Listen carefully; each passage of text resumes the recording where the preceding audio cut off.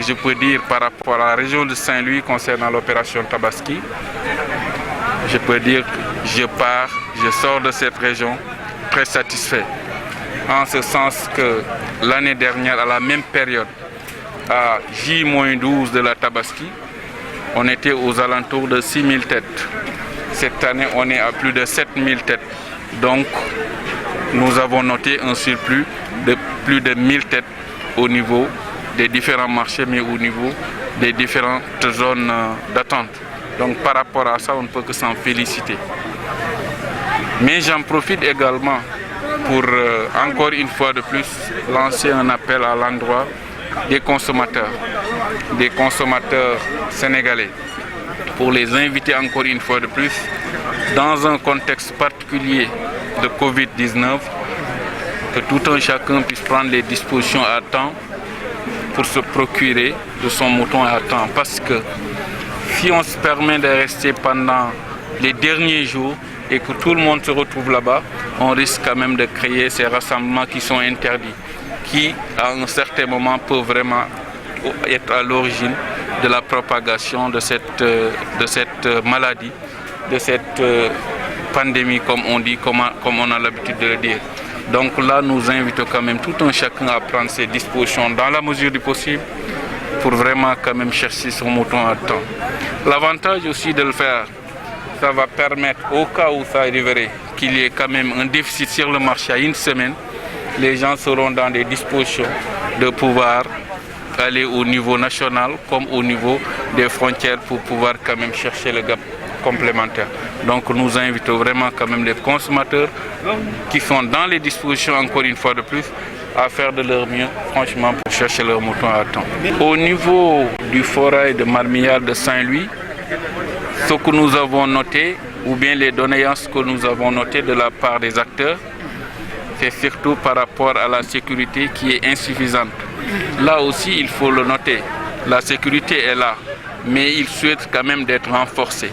Et au passage, il faut franchement quand même féliciter, et comme je l'ai dit, les services de sécurité pour le travail colossal qu'ils sont en train d'abattre, malgré les moyens quand même qui sont modestes, mais aussi malgré l'étendue de leur zone d'intervention. Donc il faudrait s'en féliciter.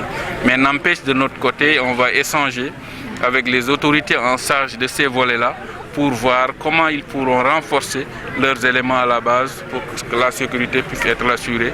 Et je suis quand même, j'ose le dire sans me tromper, Inch'Allah, ce sera fait dans les meilleurs délais. Les toilettes mobiles, là également, je viens d'en parler avec le représentant du maire. Et au sortir de cette rencontre, je vais moi-même prendre mon téléphone, échanger avec le maire en personne, mais aussi le ministre en charge de l'assainissement pour pouvoir plaider auprès de lui afin que les toilettes mobiles puissent être dans les meilleurs délais quand même mises en place. Je ne l'ai jamais dit et je ne le dirai jamais. Parce que, comme je vous l'ai dit, le rôle de l'État, ce n'est pas d'acheter des moutons ou de revendre des moutons. Le rôle de l'État se limite à la facilitation. Et par rapport à ça, toutes les dispositions sont prises ou seront prises dans les meilleurs délais. Comme je l'ai dit tantôt, en termes de facilitation, le président de la République a demandé à ce qu'on enlève, qu'on supprime tout ce qui est taxe par rapport aux animaux, par rapport aux moutons de Tabaski.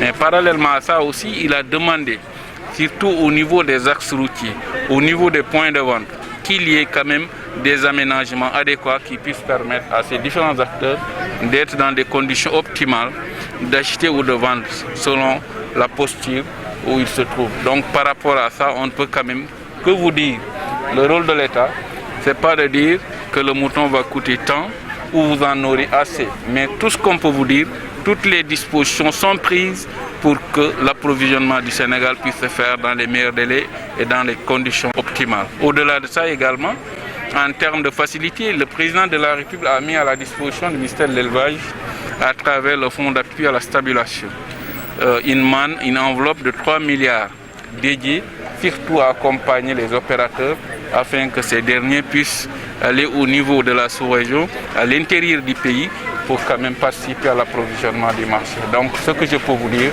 c'est que toutes les dispositions que l'État devait prendre, l'État les a pris et on espère quand même que le résultat final, les objectifs visés seront atteints.